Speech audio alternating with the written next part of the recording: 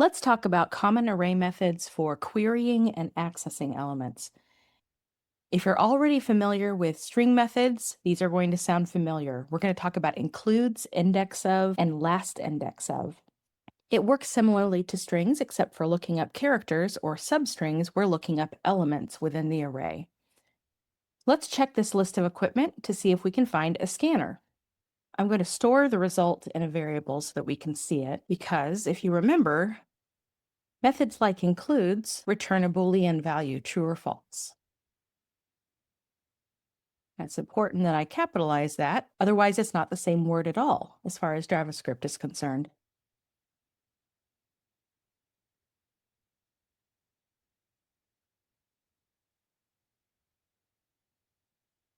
And we receive true because scanner is definitely in here. We see it as the second element at index 1. Speaking of index, let's use indexOf. Let's look up the index of the very first drill, because indexOf does not look for all of the drills. It only looks for the very first one it comes across and returns that index without continuing to look for others.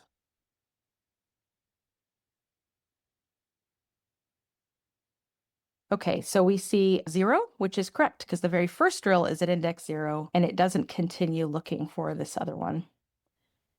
If we want to start from the end and work backwards, we can find the last drill in the list.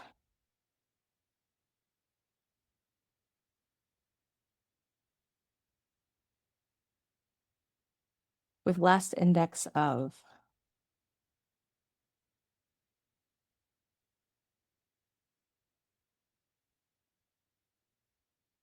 And we get 2 because we scroll up here and look, the second drill is at index 2. The index is still counted from the beginning. It's just that it started looking from the end until it came across the first one from the right. So it returns index 2. For this last one, we're going to see what happens if we try to find something that's not there. In this case, we're not using includes because we know we would get false if it doesn't find it. We're using indexOf to see what it'll return. And this works just the same way as it does with strings, so you may already know the answer.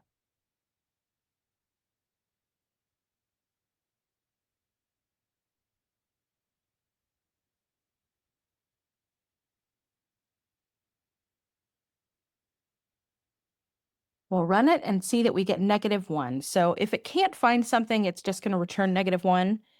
But if it can find something, then the answer should be 0 or greater because it corresponds to an index within the array. I'm just going to make a quick commit here.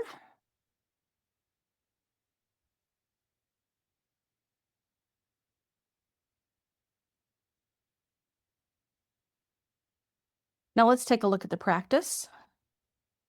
You see we have several different arrays here that you can use these different methods with, and just make sure you understand how to use them so that you can use them in the future. I'll see you in the next one.